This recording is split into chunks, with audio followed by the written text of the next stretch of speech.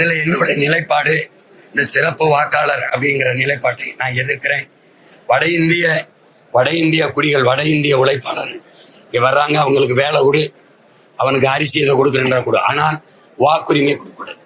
எங்களுடைய நிலைப்பாடு, ஒருவேளை நான் அதிகாரத்துக்கு வந்தேன்னா அந்த வாக்குரிமையை நீக்குவேன், ரத்து பண்ணுவேன், கொடுக்க மாட்டேன். என்ன, நீ வேலை செய், தேர்தலில் அங்கே போய் ஓட்டு போட்டுவா, பீகார் அங்கே போடு, குஜராத்தா அங்கே போடு, உத்தரப்பிரதேசமா அங்கே போய் போட்டுவா.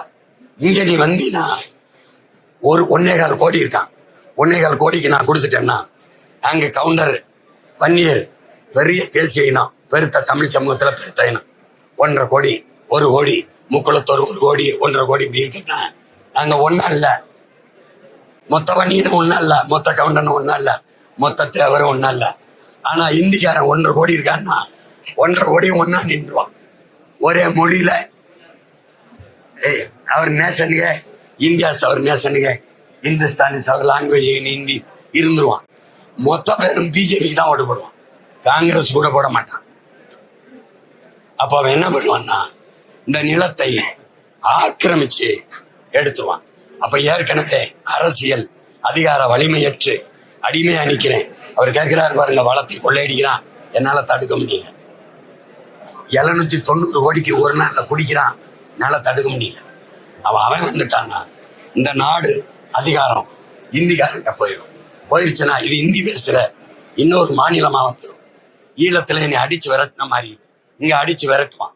அங்க விரட்டி இங்க வந்து நிக்க ஒரு இடம் இருந்துச்சு, இங்க அடிச்சா நிக்க இடம் இல்லை. அதனால எச்சரிச்சுக்கிட்டு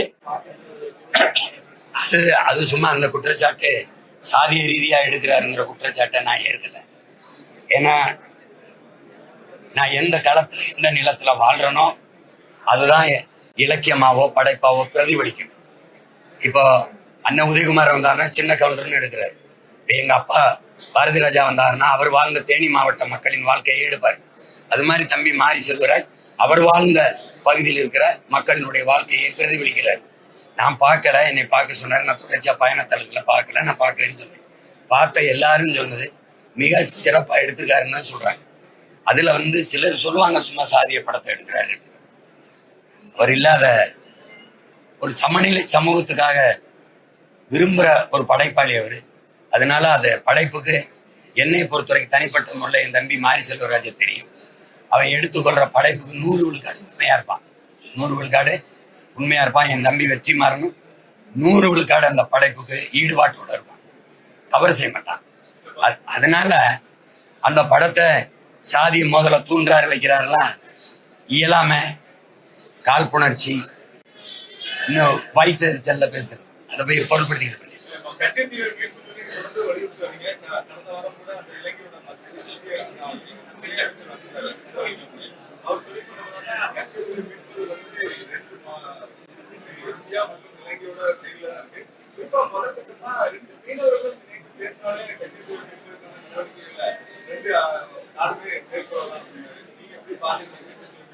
ஒரு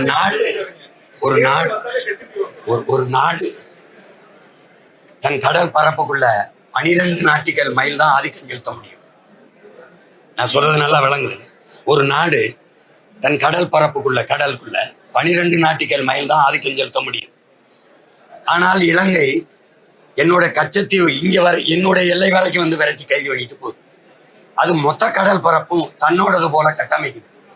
தமிழர்கள் எங்களை திருடர்கள் போல கட்டமைக்குது. உங்களுக்கு விளங்குதா?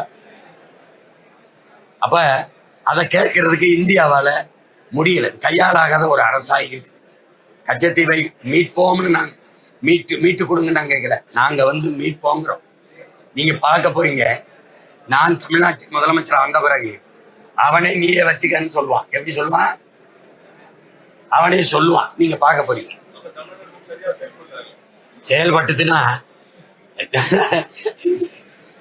செயல்பட்டதுன்னா இப்படி பேச்சு வராது இல்ல.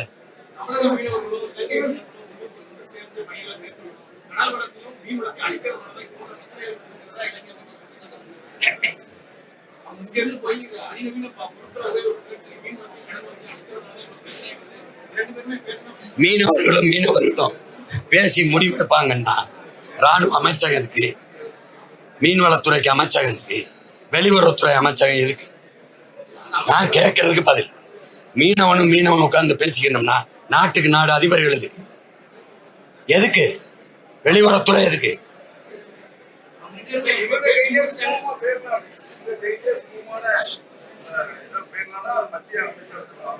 அதுக்கு ஒரு மினிஸ்டர் தேவையில்லையே, அதுக்கு ஒரு அமைச்சர் தேவையில்லையே.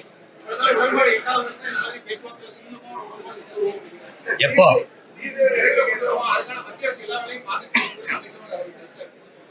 மத்திய அரசு தான் பாத்துக்கிட்டு இருக்க. எங்களை கைது பண்ணி போடுறது, எங்க படகை பறிச்சு ஏலம் விடுறது, எங்களை மொட்டையடிக்கிறது, எங்களை சுட்டுக் கொள்றது தான் பாத்துக்கிட்டு தானே இருக்கு ரெண்டு மத்திய அரசும். செய்திகளை உடனுக்குடன் தெரிந்து கொள்ள கீழ்கண்ட கேபிள் மற்றும் டிடிஎச் நெட்வொர்க்குகளில் எம்நாடு செய்தி தொலைக்காட்சியை காணுங்கள். பாதகம் செய்பவரை கண்டால் நாம் பயம் கொள்ளலாகாது பாப்பா. மோதி மிதித்துவிடு பாப்பா, அவர் முகத்தில் உமிழ்ந்துவிடு பாப்பா. அண்மை செய்திகளை உடனுக்குடன் தெரிந்து கொள்ள இணைந்திருங்கள் எம்நாடு தொலைக்காட்சியுடன்.